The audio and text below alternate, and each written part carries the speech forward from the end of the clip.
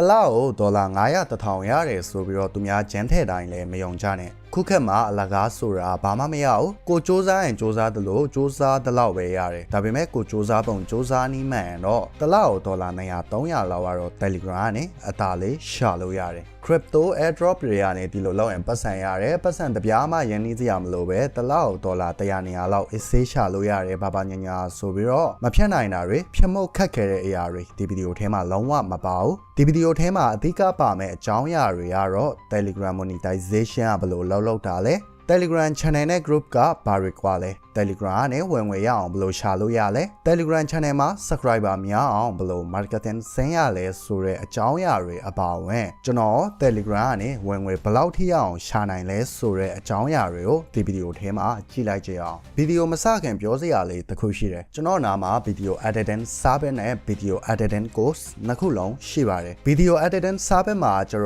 တော်ပြထားတဲ့ editing style တွေအပြင်ကိုလိုချင်တဲ့ editing ပုံစံမျိုးတိုင်ပင်ပြီးတော့လာအပ်လို့ရတယ်အဲ့လို edit တွေစားပဲအပ်ပြီးတော့မလုပ်ချင်ဘူးကိုယ်တိုင်လောက်တက်ချင်တာဆိုရင်လည်းဖုန်းနဲ့ video edit လုပ်နေ Basic to Advanced course လေးကိုလာ join လို့ရတယ် course ထဲမှာကျွန်တော်ရဲ့ video editing style တစ်မျိုးတည်းကိုသင်ရမှာမဟုတ်ဘူး video editing freelancer အလုပ်လောက်ကင်နေတဲ့တခြား editor 3ယောက်ရဲ့ editing lesson တွေကိုပါတနေရာထဲမှာလေ့လာလို့ရမှာပါအသေးစိတ်ကိုတော့ description မှာချပေးထားတဲ့ link ကနေပြီးတော့တွားကြည့်လို့ရပါတယ် Telegram မှာ public channel နဲ့ private channel ဆိုပြီးတော့ channel အမျိုးအစား2မျိုးရှိတယ်။ဒီ2မျိုးတည်းမဟုတ်သေးဘူး group ဆိုပြီးတော့ Telegram group ပါရှိသေးတယ်။ဒီ channel group 3မျိုးထဲမှာ public channel ကပဲ monetization ရပြီးတော့ကျန်တဲ့ private channel နဲ့ group ကကျတော့ monetization မရပါဘူး။ private channel ဆိုကြရ channel join channel admin ကခွင့်ပြုပေးမှ join ခွင့်ရတာဆိုတော့ private channel မှာလူအနည်းငယ်လောက်ပဲရှိမယ် public channel ကကျတော့ public ဆိုတဲ့အတိုင်းပဲ public channel ကလူရဲ့အကန့်အသတ်မရှိ join လို့ရတယ်နောက်တစ်ခုကကျတော့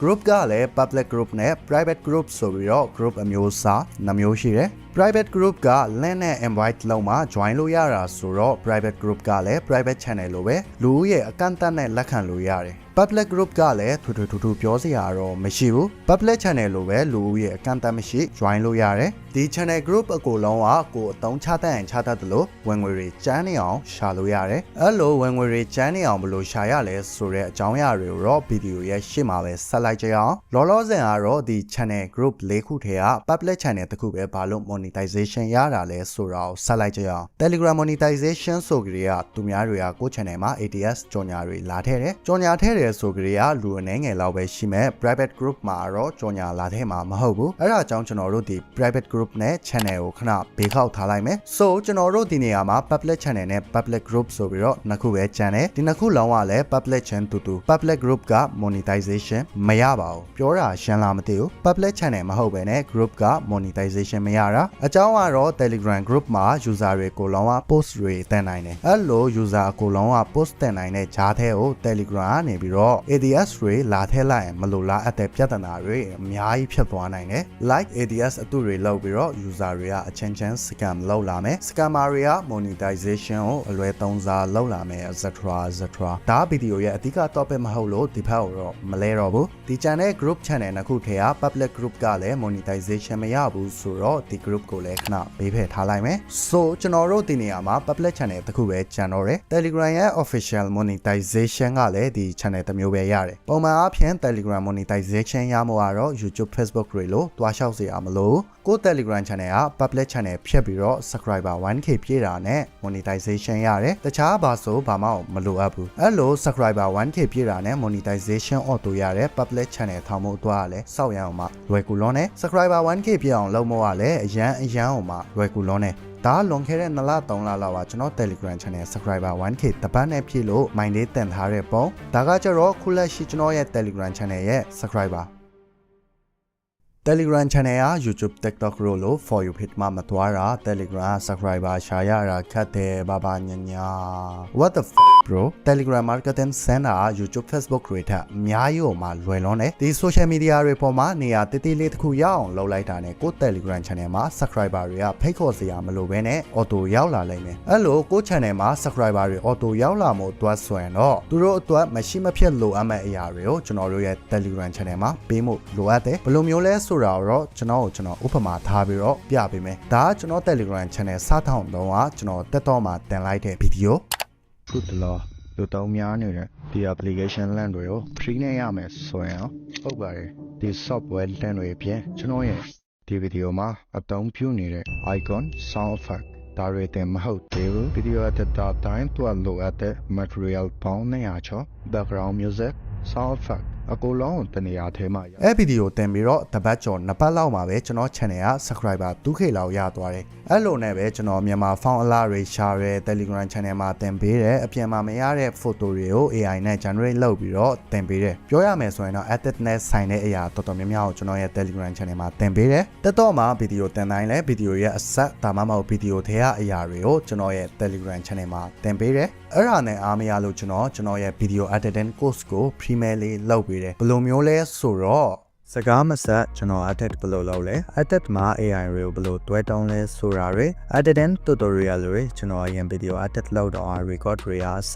ဒီ class ထဲမှာပြပေးထားပါတယ် class ကြီးကိုတော့တတ်မှတ်ထားပေမဲ့ကျွန်တော်ပုံမှန်အားပေးနေတဲ့သူတွေအတွက် network ကို premier လေးလုပ်ပေးထားပါတယ် comment မှာချပေးထားတဲ့ Telegram channel link ကိုနှိပ်ပြီးတော့ channel ထဲမှာ class အကြောင်းအသေးစိတ်တွားကြည့်လို့ရပါတယ်ဒါနဲ့လည်းကျွန်တော်မကျေနပ်ခဲ့ဘူးအဲ့ဒါကြောင့်ကျွန်တော်ရဲ့ YouTube video တွေကိုပါအပိုင်းနဲ့ခွဲပြီးတော့တပိုင်းကိုYouTube မှာတင်တယ်တပိုင်းကိုတော့ Telegram channel မှာတင်ပြီးတော့ YouTube က audience တွေကို Telegram ဘက်ကိုပို့တယ်ဒီအချက်တွေကြောင့်ပဲကျွန်တော်ရဲ့ Telegram channel မှာအချိန်တိုအတွင်းနဲ့ subscriber တွေများလာအောင်လုပ်နိုင်ခဲ့တယ်brother တို့ရောကျွန်တော်ရဲ့ Telegram channel ကနေ YouTube ဖက်ကိုရောက်လာတာလား YouTube ကနေ Telegram ဖက်ကိုရောက်သွားတာလားဒါမှမဟုတ်ကျွန်တော်ရဲ့ video တွေကိုခုမှကြည့်ဖူးတာလားဆိုတာတွေကိုတော့ comment မှာတစ်ချက်ပြောခဲ့လို့ရတယ်ဒီလောက်ဆို Telegram မှာ subscriber ဘယ်လိုရှာရလဲဆိုတာကိုရှင်းပြီလို့လဲထင်တယ်ဒါဆိုရင်တော့ကျွန်တော်တို့ video ရဲ့အဓိကအချက်ဖြစ်တဲ့ Telegram ကနေဝင်ငွေကျန်းနေအောင် marketing ဘယ်လိုဆင်းရလဲဆိုတဲ့အကြောင်းအရာတွေအပါအဝင်ကျွန်တော် Telegram ကနေဝင်ငွေဘယ်လောက်ထိရလဲဆိုတာတွေကိုတစ်ချက်ကြည့်လိုက်ကြအောင် Telegram ကနေဝင်ငွေရှာတဲ့နည်းလမ်းတွေကမျိုးမျိုးရှိတယ် public channel ကတော့ရှေ့မှာကျွန်တော်ပြောခဲ့သလိုပဲ Telegram ရဲ့ official monetization ကနေလည်းဝင်ငွေရတယ်လို့လောက်ကြော်ညာတွေ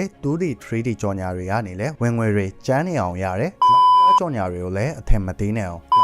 2D 3D ကြော်ညာတွေကိုလက်ခံရုံနဲ့တင်တစ်လောက်$900ကနေ1000ကြားရနေတဲ့ Telegram channel တွေမှာအများကြီးရှိတယ်။ကြော်ညာလက်ခံရုံနဲ့တကယ်ပဲတစ်လားအဲ့လိုဝင်ငွေကျန်းနေတာလားဆိုတာကိုသိချင်ရင်တော့ကျွန်တော်တို့ကမြန်မာနိုင်ငံရဲ့ digital advertising industry အလုပ်လုပ်ပုံကိုအရင်ဆုံးနားလည်အောင်လုပ်ထားရမယ်။ကြော်ညာရဲ့သဘောတရားအရကြော်ညာရှင်ကကိုယ့် channel မှာကြော်ညာလာရင်အဲ့ channel ရဲ့ subscriber နှုန်းနဲ့တွက်ပြီးတော့ကြော်ညာခပေးတယ်ခုလက်ရှိပေါက်စေရတော့ subscriber တရားကို3ကျပ်နှုန်းလောက်ရှိမယ်ထင်တယ်ကိုယ့် channel မှာ subscriber 30k ရှိတယ်ဆိုရင် slot ကြော်ညာ1 post လက်ခံပေးတာနဲ့ 90k လောက်ကတော့ရနေပြီ2 post လက်ခံပေးရင် 180k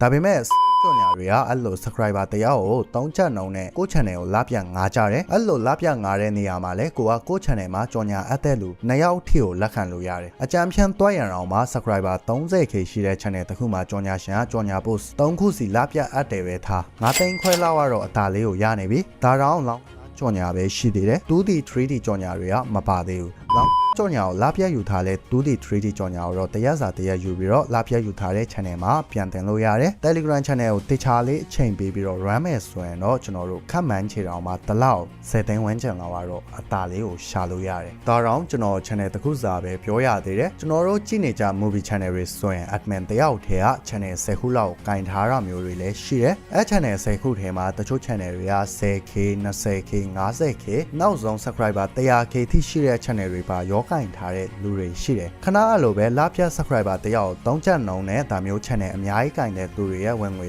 ဆိုရင်ဘယ်လောက်ကျန်မလဲဆိုတာကိုကိုယ်တိုင်ခန့်မှန်းကြည့်လို့ရတယ်ခန့်မှန်းချေဘယ်လောက်ထိရနိုင်လဲဆိုတာတော့ comment မှာတစ်ချက်ပြောခဲ့လို့ရတယ်အဲ့လို movie channel တွေအများကြီးကင်နေတဲ့သူတွေအတွက်ကလည်းဘာမှထွေထူးပူစရာမရှိဘူး channel အကိုလုံးမှာ channel တစ်ခုထဲမှာတင်ထားတဲ့ movie link တွေကို copy paste ထိုင်လုပ်နေအောင်နဲ့တင်အလုပ်ဖြစ်နေပြီဒါတော့ movie channel တွေအကိုလုံးဟာတိတိကျကျမပါဘူးနောက်ဆုံးအပိုင်းအနေနဲ့ကတော့ကျွန်တော် Telegram ကနေဝင်ငွေဘယ်လောက်ထိရလဲဘာလို့ပြီးတော့ဒီဝင်ငွေတွေကိုရထားတာလဲဆိုတဲ့အချက်တွေကိုကြည့်လိုက်ကြအောင်ကျွန်တော် Telegram ကနေ lifetime ရတဲ့ဝင်ငွေကတော့$900လောက်ရှိမယ်ထင်တယ်ကျွန်တော်အဝင်ငွေတွေကို Telegram monetization ကနေရထားတာမဟုတ်ဘူးကျွန်တော်ရဲ့ video editing service video editing courseသူများတွေရဲ့ video editing course တွေမှာလိုက်ပြီးတော့ကျွန်တော်ရဲ့ editing style တွေကိုရှင်းပြပေးပြီးတော့ဒီဝင်ငွေတွေကိုရထားတာ Telegram monetization ကနေလည်းဝင်ငွေမရဘူးလို့ပြောတာတော့မဟုတ်ဘူးအဲကနေလည်းဝင်ငွေရတယ် Telegram monetization ကနေကျွန်တော် lifetime ဝင်ငွေ$1ရဖူးပါတယ် What? ခြားကြော်ညာပါညာလက်ခံရင်တော့ဝင်ငွေရပါမယ်အဲ့ channel မှာ editor နဲ့သက်ဆိုင်တဲ့ tutorial video တွေ photo PNG etc etc အဲ့ဒါတွေကိုအဓိကတင်တာဖြစ်တဲ့အတွက်အကျိုးမရှိတဲ့လောင်းကစားကြော်ညာတွေကိုလက်မခံဘူး Telegram ကြော်ညာနဲ့ပတ်သက်တဲ့အကြောင်းအရာတွေကိုကျွန်တော်ရဲ့ Telegram channel မှာတိတိကျကျလေးရှင်းပြပေးထားတာမလို့ Telegram channel မှာအသေးစိတ်တွားပြီးတော့လေ့လာလို့ရပါတယ် Telegram channel မဟုတ်ဘဲနဲ့ YouTube ကနေဝင်ငွေရှာချင်တာဆိုရင်တော့ကိုဗီဒီယိုအတွက် content idea ရှာနေရ YouTube thumbnail လုပ်နေရ YouTube video edit နဲ့ပတ်သက်တဲ့အရာတွေကိုကျွန်တော်ရဲ့ဒီ YouTube channel ထဲမှာပဲလေ့လာလို့ရပါတယ်